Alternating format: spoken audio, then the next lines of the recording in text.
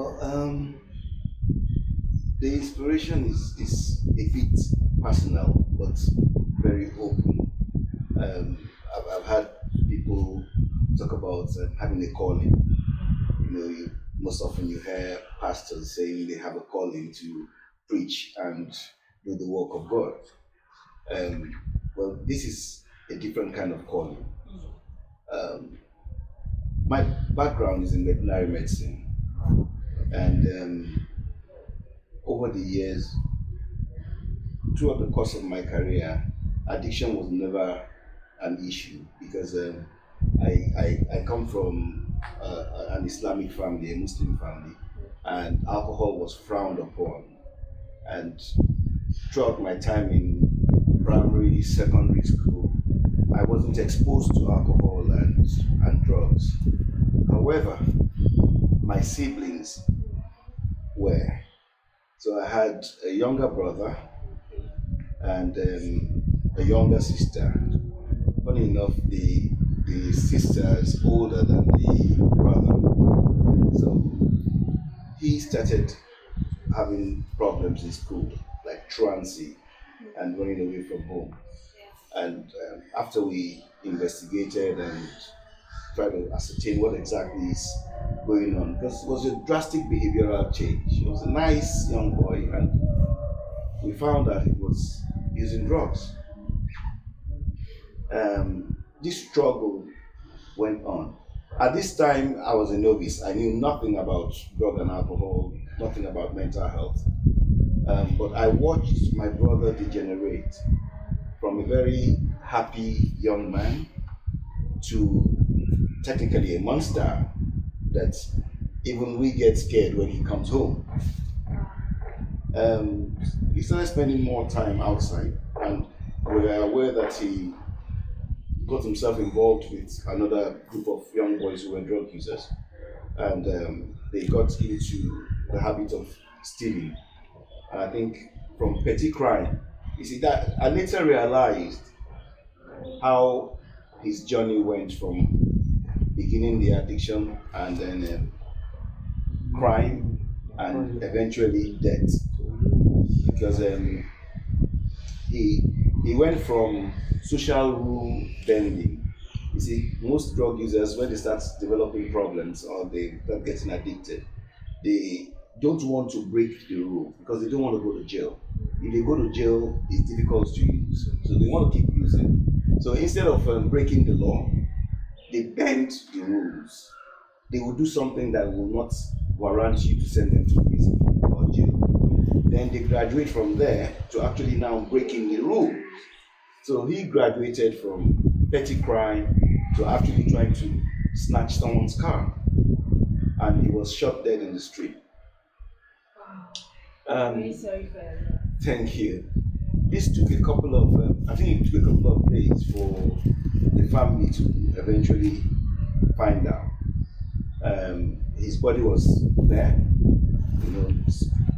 was rotten, and that memory was still strong in my head.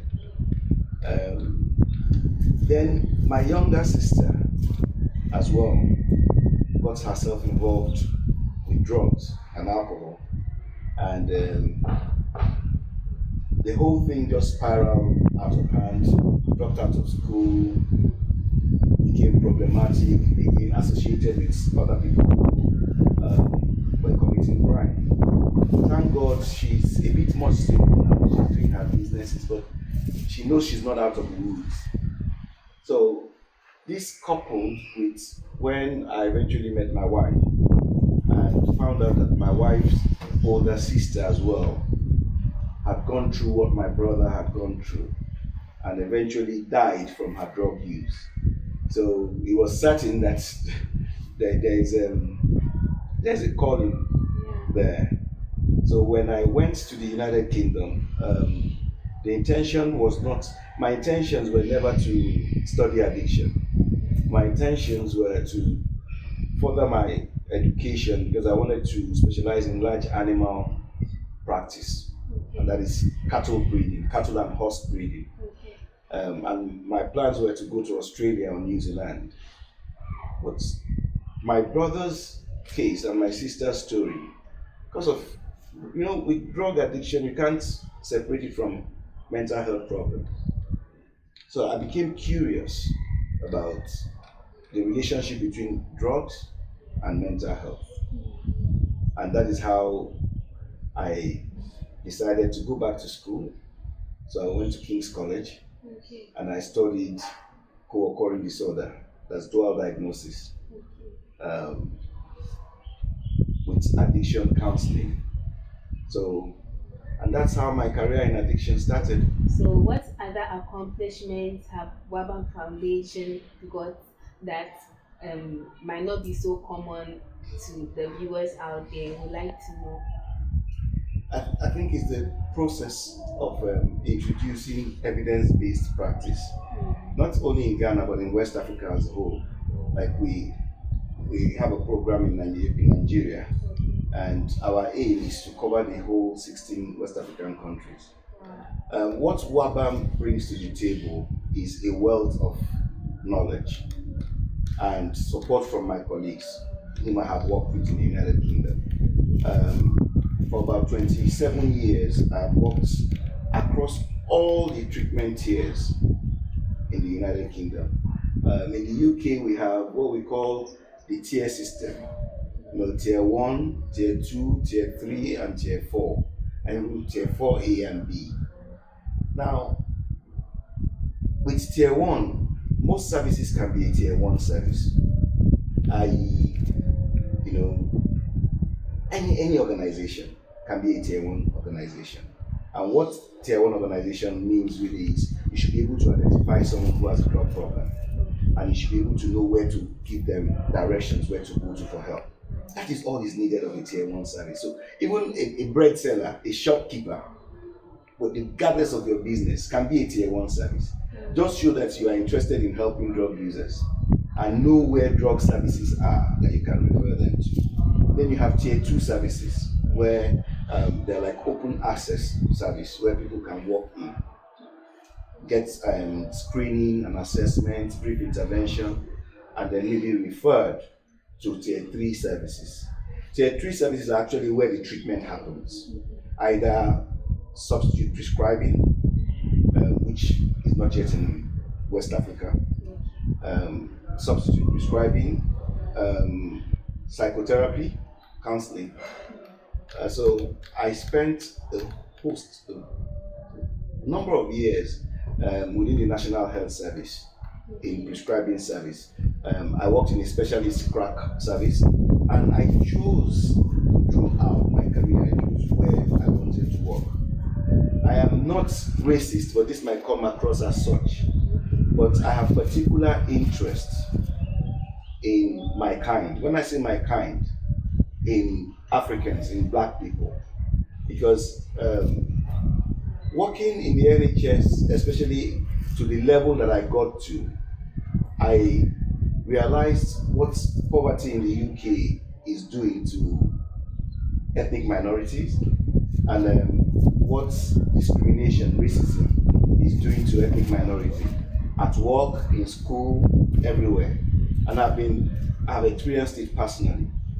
So the first step I took was after the specialist crack cocaine service, where I worked as an addiction counselor. I then worked at the substitute prescribing service. That means people who are opiate users will come there, we do the assessment, and we prescribe them methadone, Subutex, or Suboxone. Then my interest in co-occurring disorder made me leave that role to actually set up the dual diagnosis service. And my work was in the first integrated dual diagnosis service in London was in Barnet, Enfield, and Haringey Mental Health Trust. I've forgotten the name of the Maple unit. It's called the Maple unit. And that's the very first standalone. This was in 2002 when they introduced there was this dual diagnosis implementation plan. So we were on the front run on delivering that implementation plan. to people. So after gathering all that experience from different roles, um, I eventually became like the lead clinician for Bakin and Dagenham Borough, where I got about 2 awards. And I think 2009 was when I chose to take very early retirement from the NHS. So I started an organization called EMBAM, called Ethnic Minority Behavioral Health, Addiction and Recovery Management. So my focus was on ethnic minorities, not just black people. If you are in London and you are an ethnic minority like you're Irish, Turkish, Eastern European, we created a very culturally sensitive service. So I started that, and the work there opened my eyes to the plight of a lot of West African families. I was getting parents whom I would see on the ward, because my role, I cut across working in psychiatric unit and community drug and alcohol services. So I spend days going around these places. And when I meet Africans who, when they see me and hear my name, they know, well, he's African. So the first thing they'll say is, please, can you help us? It's not working. He keeps going in and out of mental health services or rehab. Please, we want to send him back. But it doesn't seem there is anything back there. Or in some cases, say, oh, we've sent him back to Africa and it got worse. So that got me thinking that actually it's true, because there are some things that culturally we can do to help someone with a substance use disorder that might be constrained to do in England, especially where it comes to cultural sensitivity. Where, for example, some of the problems we face in our treatment service is parents wanting to know about their son's addiction, their son's attendance, their son's behavior. But we are bound by policies and regulation of confidentiality. We can't tell them because their son is over 18. Now, from a Western perspective, that is all right. A white woman will respect that and say, okay, that's fine. I respect my son's privacy. But Africans and Asians are not wired like that. An African mother wants to be involved in every step of the treatment, wants to ask questions, wants to know what is going on, wants to ask you what is the result of that drug screen. And if the son doesn't give a consent and you tell them, you have breached their confidentiality. Yeah. So I needed a service where I can incorporate our cultural sensitivity into it. So that was how Wabharm Foundation came up in the UK, where we encourage the young people to give us consent from beginning so that we can talk to their parents and family. So it attracted a lot of ethnic minorities. And another different thing that Wabharm brought in was that we introduced something that was not in the UK at all, and that is Islamic Milati Islamia. And this is using the Quran to manage and treat addiction. It's almost similar to, or not almost, it's quite similar to 12-step, where you use the Bible to talk about addiction and stuff like that, using the 12-step fellowship. So there is introduced Islamic 12-step as well. And based on the number of black people I was seeing in prisons, because I worked in prison for a very brief period of time, Brixton prison, a lot of West Africans, Nigerians, Gambians, Ghanaians, was just too much. But I realized in the community, in my clinic in the community, I don't see them. So why are there more of them in the prisons and in psychiatric services? Why? So we have to start thinking. So it's ended up showing that there is a cultural thing in there. When they come into treatment, it doesn't really reflect that. So we needed a treatment that is very culturally sensitive. So based on that, came to Ghana. Wabharm came into existence, and Wabharm wanted a situation where we can look for. The initial idea was to look for a partner locally in Ghana, in Nigeria, where we can support, train, and enhance them to be able to work with addicts that we will bring from the UK. But there was nothing on the ground. Most of the things on the ground were quite scary. I went to Kolebu, the addictive disease unit. I met the head there, spoke to him. He then took it upon himself to take me around. When I visited with one of my colleagues, Helen Meredith, she actually cried.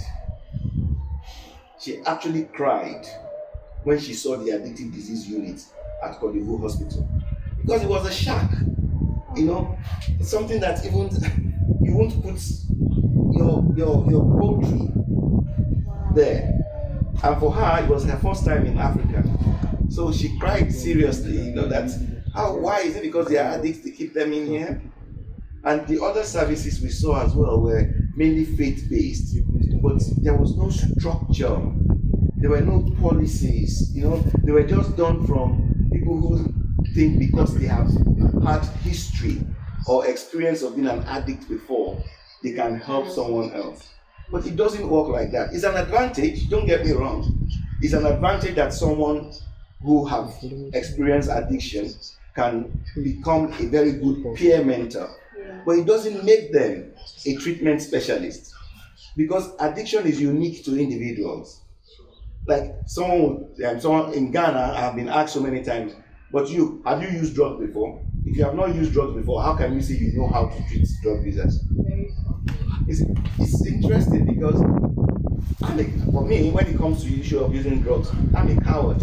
I'm too scared. I don't know what the consequences might be, and I have seen the devastating impact of drug addiction on individuals and families.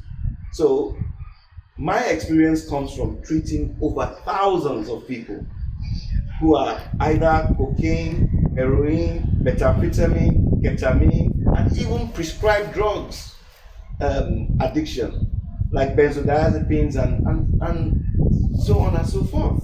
So I have treated different level of addicts. So that experience combined is much more superior to someone who have experienced his own addiction and is now trying to use his own experience to treat an addict, because the addict you are trying to treat might not manifest the same way as you.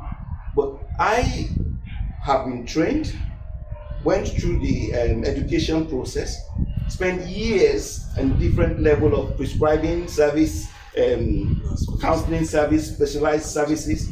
So I'm able to separate the turkey from the chicken. So that was what we brought in here. We wanted change. So we thought, okay, you know what? We'll set up a center to support these organizations that we met locally. But unfortunately, just like change, people are resistant to change and say, oh, don't bring this white man thing here. Don't bring this approach style. It's almost degenerated into a conflict of interest where they think I had personal financial interest in the whole process, or I'm trying to stop them from making money. So it's degenerated into me experiencing racism in Ghana. Can you believe that? What one of the reasons I left the UK for, that I fought in the UK for, I experienced it here in Ghana more than in the UK. I have been told I should go back to Nigeria. I didn't come to Ghana from Nigeria. I lived in the UK for almost 30 years. I came to Ghana from the United Kingdom. But on so many occasions, professionals, people that I'm trying to work with, trying to help, try to promote what they are doing, because they disagree or because they don't see the vision, the easiest thing for them to do is, oh, he's not even Ghanaian. Go back to Nigeria, go back to your country, go and do that in your country. But I can't let that debar me or discourage me. So here we are today. We have three services actually. We've grown from just the community service. We started at Osu. We had a community treatment center in Osu. And then we moved to Nima when we realized there was a serious addiction problem, including alcohol within the Muslim community and depression within the Muslim women who are most often at home or in the market. So we felt if we embed ourselves in the community and we can introduce Islamic, Milati Islamia, we might be able to engage most of these people who are not accessing services. So from there, we've grown into Wabharm, and Wabharm was designed primarily to help Africans in diaspora. So instead of sending your son from US, America, US, England, France, Germany to Ghana or to Nigeria to family for treatment, you send them to a very structured clinical place. So the aim is to use the funds we get from running this rehab for international clients to fund our community center, because unfortunately, maybe we'll come to that. Addiction treatment in Ghana, addicts and mentally ill people are like fourth class citizens. They are like fourth class citizens. NHIS, they can't benefit from the NHIS. The mental health service in Ghana is very poorly funded. The addiction service is non-existent because it's not free at the point of delivery like other services. So even if you go to Pantang, if you go to Ankafo, if you go to Accra Psychiatric, where they recently have the detox unit there, you still have to pay through your nose, and most of the costs, 90% of Ghanaians can't afford it. Who find themselves in problems with drug and alcohol cannot afford it. So there is still a huge problem to be addressed there. But with quality control, evidence-based treatment, that is what Wabharm is trying to promote in Ghana and in the rest of West Africa. Thank you. Thank you so much, Mr. Dam. It's so obvious that Wabharm Foundation has actually chalked a lot of accomplishments since it came. And what you were saying about the challenges we face, like about addicts being like fourth class citizens, that's a really huge challenge, because it's funny how those who are mostly like most badly affected by addiction are those who are financially constrained, and in that state they can't afford the treatment, and it's like the addiction is an escape from like life's problems, right? So it increases chances of getting even further addicted or destroying themselves using the drugs altogether. So that's a very good thing Wabharm Foundation is doing for the society. So with that said, I want us to jump into the challenges that Wabharm Foundation might be facing. First of all, when you were speaking about how Wabharm evolved to how it is now, you spoke about culturally sensitive, providing culturally sensitive treatment to the minority, the ethnic minority. So now that Wabharm has come down to the Ghanaian level, with at least the community treatment, are there any culturally sensitive services that are being given? I would just like to add, in our society, I personally, even though I'm quite educated and most of the people I interact with are white people, it's still very common to find people who do not even believe in mental health sickness. They feel like they are foreign, or they are being like people who want attention, or people who are exaggerating, or they are lazy, they don't want to take control of their lives and stuff like that. So with such general mindset, like people don't even believe something like depression, which is now like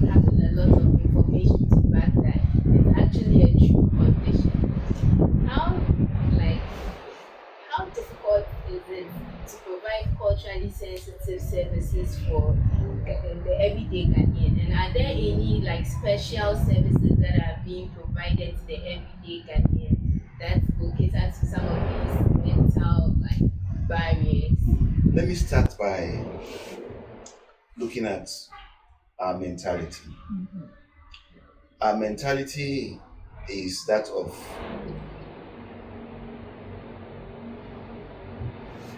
you see, when you have a group of people who think that the only way that they can get validation in the world is by being an imitator, then there's no way they can never ever be the originator. From an African perspective, if you do your research and you look back, how did Africans used to look after mentally ill relatives or families? We are very compassionate people. We are communal. We don't go and throw our own somewhere or lock them up somewhere. It's not African. It's just like our old people. Africans never build old people's home. We take care of our old people, still live with us till they die. The grandchildren learn from them. They pass on history, knowledge, consciously, unconsciously to the grandchildren. Unlike the Western style of sending them to residential home, old people's home, to die there. Now, that's the same thing we have done with mental health. We have thrown away our core value, our core culture of communal living, of caring for one another, of that's proverb that it takes a community to bring up a child.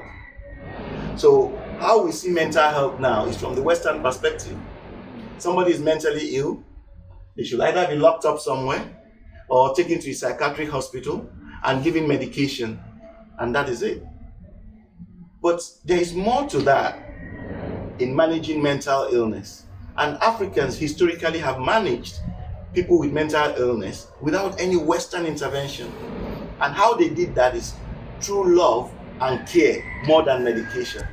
The mindset is such now that we want to be Western. So we have to design our interventions like they designed it in London or design it in US.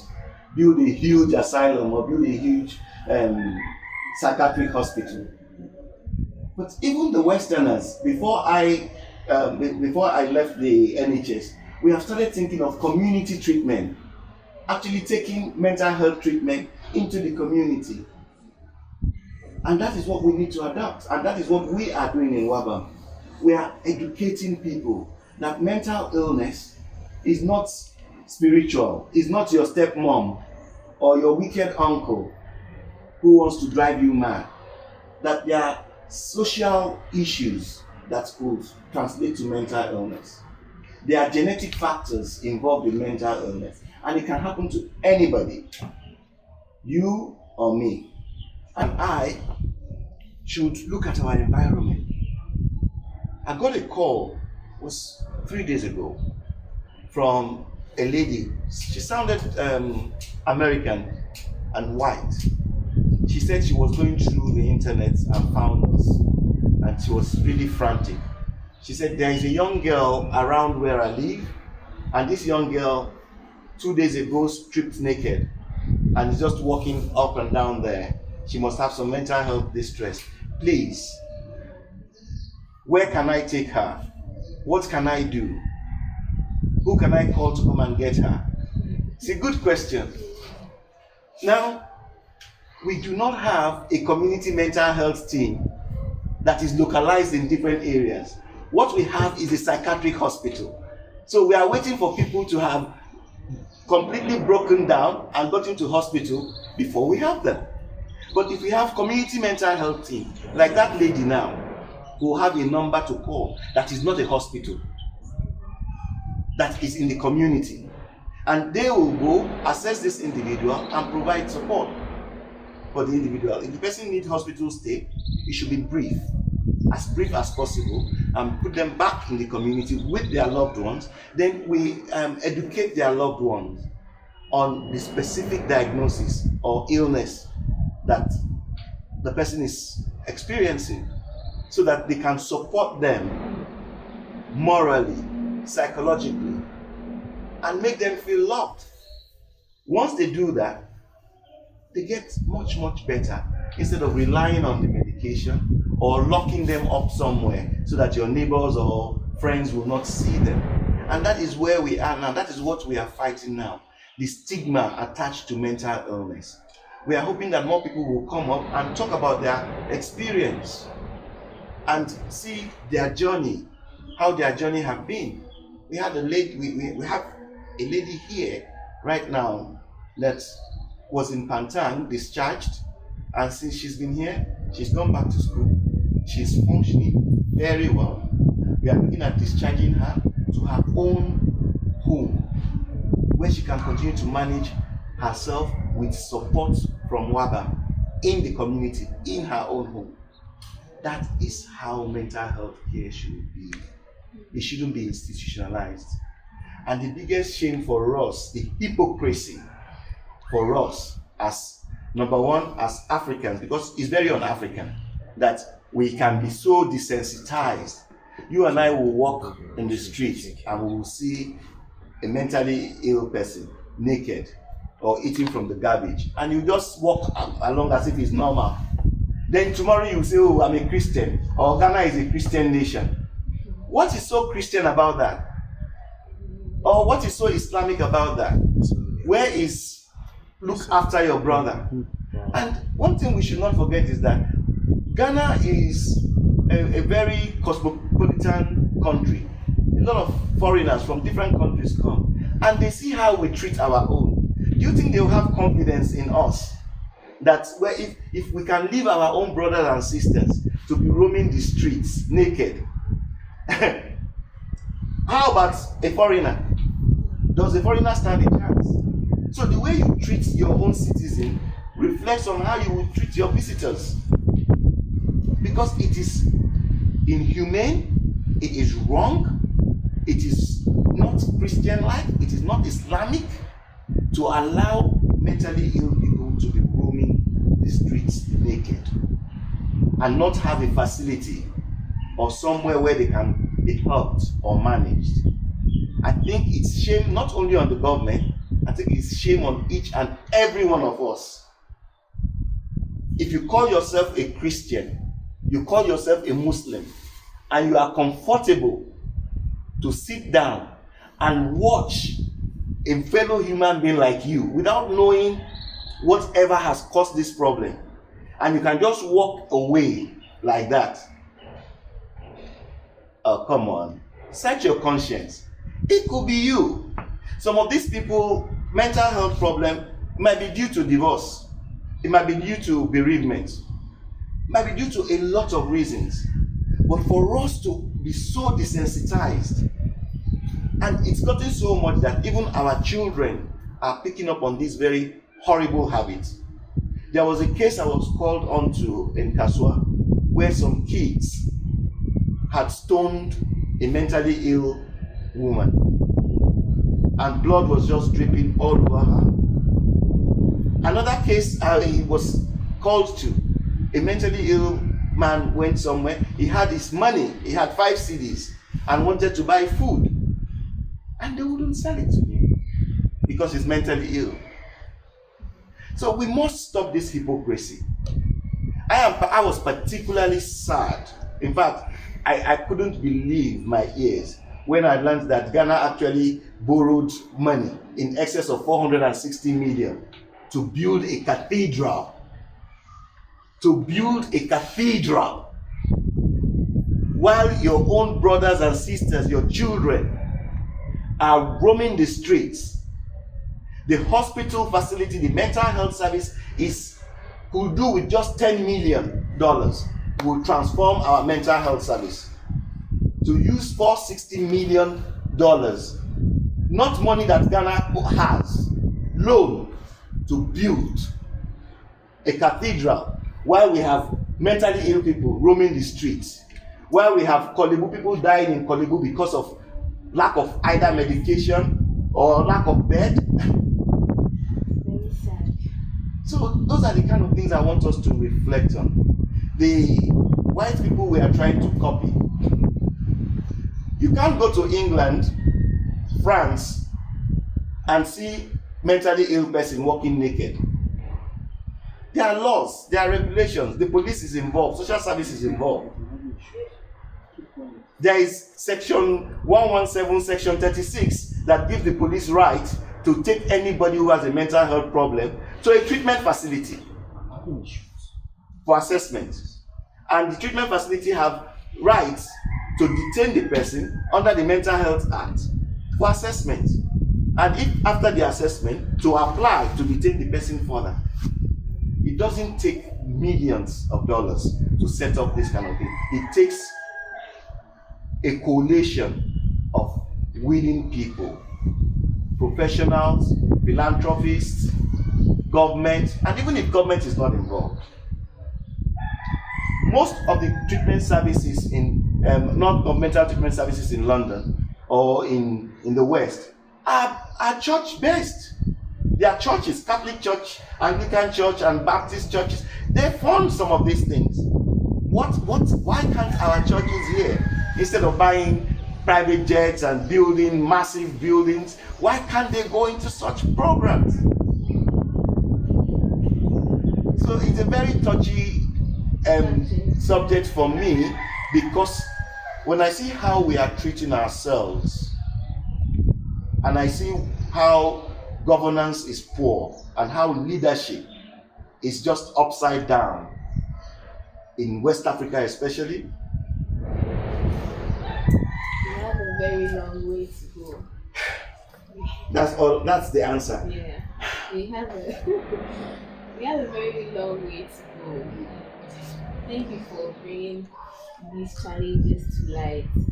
And also, as you were speaking, I realized that it's kind of hard across any area in our society where we need extreme development, where we are far behind, even when it comes to education and stuff. It's not the government initiative that changes things. For example, the best schools here that provide the best services, cater to the students the best way, are not the government institutions. They are the private ones. So here I see a great opportunity for Wabharm, and I see like a great chance for Wabharm to make a huge change. But there's only one organization so far in the whole country. And when it comes to the religious side of issues as well, there are actually churches that also add to the stigmatization of mentally ill people. Some churches might even work some mentally ill people out. In the way the issue has degenerated, it has passed the level whereby any ordinary citizen can just grab a mentally ill person and help them. Some of them look so scary, like you can see they've been on the street for years, unattended, and it's now kind of dangerous to even get closer to them. So, as you said, the community treatment, it looks like a very good start. But for now, I guess we are only in Lima, right? And it would be so nice if we could be in other areas, even areas where it's not notorious for addicts or something like that, because there are issues going on, especially now. I don't know if I am now realizing it, but I go online and it's like people are just complaining. People are making mistakes, and sometimes when you read their story, for example, people who put themselves out there as listening ears, like read people's stories and then ask for public opinion and help. Sometimes I read certain stories and I can tell this person must have a mental health issue, depression, paranoia, a whole psychotic tendencies. But maybe the person will never be suspected of a mental health issue because the person looks good, the Yeah. person is functioning very well in society. So to the point when it will degenerate, it will be taken as this is when the mental health issue started. When maybe it started Way years back. and years and years ago. So it will be very, very good for us to have these community treatment centers all over the country. I don't know if Waban has any plans of extending our treatment centers to as many areas as possible. Absolutely. One good thing I must commend the government of Ghana for, so all the successive governments of Ghana for, is that there is a very excellent network of community treatment centers in Ghana. I think they actually have the best network of community treatment centers in West Africa. However, these centers are underutilized. These centers, they mainly use them for like clinics, child's clinic, general healthcare clinic. These centers can handle mental health. These centers can handle addiction treatment. So our aim, if not, I think COVID has really slowed us down this year. Our aim is to partner with the Ministry of Health or whichever department in the Ministry of Health is in charge of community health centers across all the regions. And we enter into partnership with them so that we can provide services out of these regions, out of these community centers. It will be easier, it will be better, and it will be much more cost effective because we'll just be plugging into existing network. So, and that network is so that it goes beyond just Accra, because most of the treatment services are based in Accra.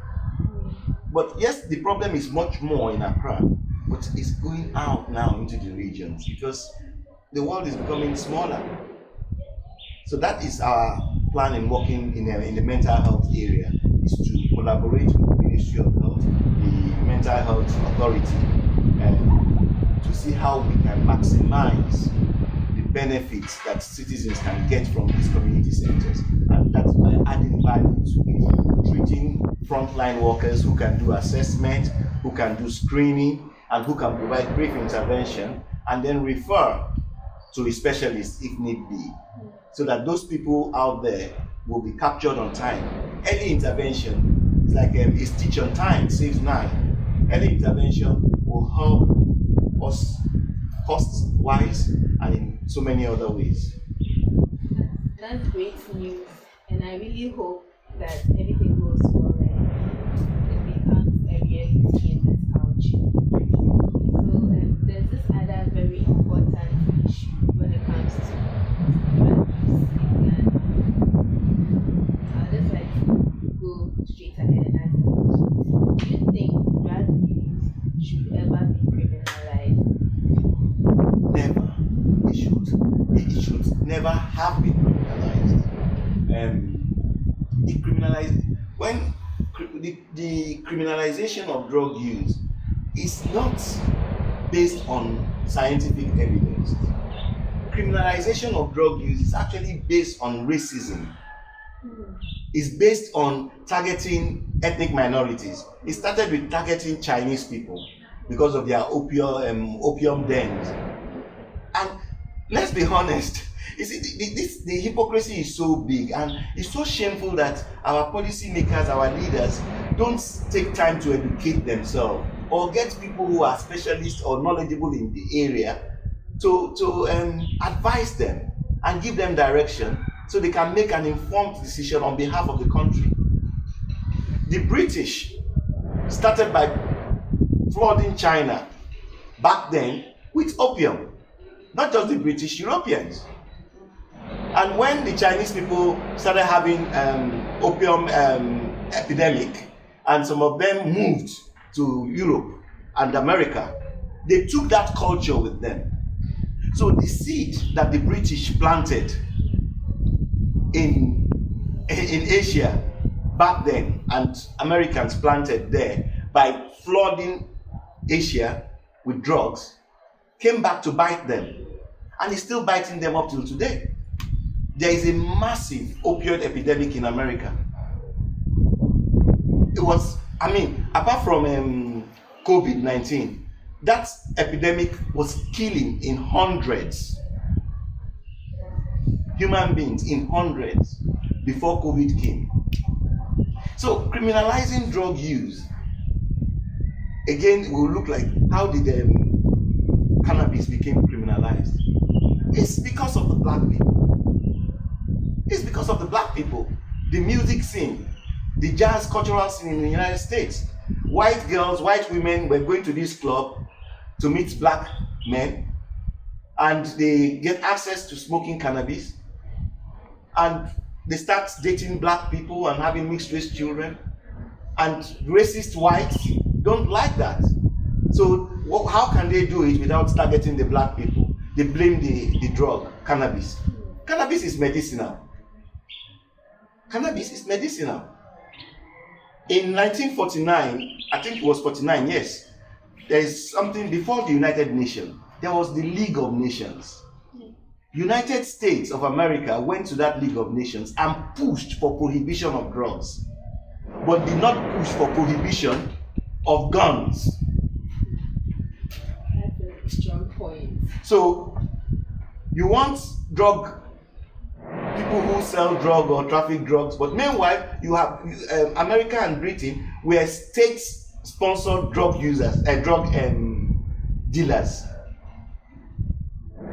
So to suit them, they manufacture guns, they manufacture armaments and everything, and send it to Africa for us to kill ourselves. But we cannot grow cannabis here and send it to them. The South Americans cannot grow cocaine and send it to them, because they say it's killing their youth, it's killing their population. But the guns that America manufactures, that the West manufactures, is what is ravaging Africa up to today. It's what is fueling the different wars in South America. So there is a serious disparity. But for us as Africans who claim that we are free now, we are no more slaves, we have the will to determine our future, but we base this same future we are determining based on the racist past and the racist laws and regime. Most of our laws pertaining to addiction are archaic. They are archaic. They need to be revised to suit the reality of today, what the science is saying. If I talk about decriminalization, I have had people insult me here that I'm encouraging people to use cannabis, because I'm talking about how much better it will be to decriminalize cannabis, and even later legalize all drugs, because it's the prohibition that is causing more problem. It's not the drug. Prohibition causes drugs to be adulterated by criminal gangs. Prohibition gives room for terrorists to use drugs as a way of making money to finance their trade. Prohibition gives the opportunity for a corrupt businessman to deal drugs and make huge money, and then turn around and become a politician or finance a politician into parliament. And when that politician is there in parliament and they are talking about, oh, let's stop with this prohibition thing, let's legalize and regulate all drugs, like we did alcohol, like we did caffeine. So there's something called drug appetite. You can tell me now publicly about how you enjoyed your party yesterday and you drank till you were drunk. We will all laugh. It's normal. But if you tell me how you used cocaine or cannabis, hey, drug user. But alcohol is even worse than cocaine and cannabis. So it's about drug appetite. State sanctions drugs. The drugs that the government says you can use, regardless of the harm it's bringing to you. One, alcohol kills faster than cocaine and heroin. And that's there are people growing cannabis inside the house, putting chemical to make it strong and potent. But the ones that the farmer, who is a cannabis farmer, is doing without any chemical and is using the proceeds to send his child to school and survive, you will go there, you will burn it up. But yet, in the market, that same day, somebody will go and buy a bag of scum. It has never run out. So what is the rationale with that? If you think of the money and the time police use in going after cannabis farms and burning them, it's unproductive. If they legalize it and it's legal and it's regulated, then we can tell the farmers and train them. This is the level of THC we expect in the cannabis you are producing. The CBD should be higher, so it will be medicinal. And we can export that. Ghana will make money from taxes, from taxation and licensing fee.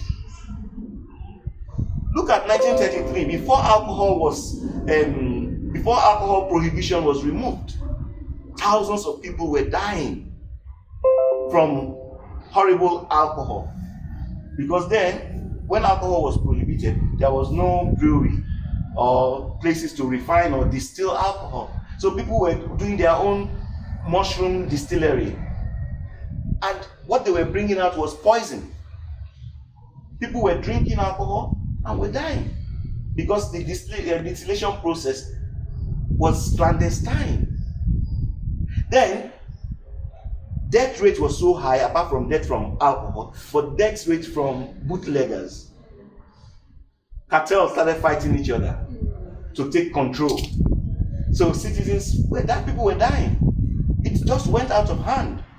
So what did the US government do? They removed, they legalized it.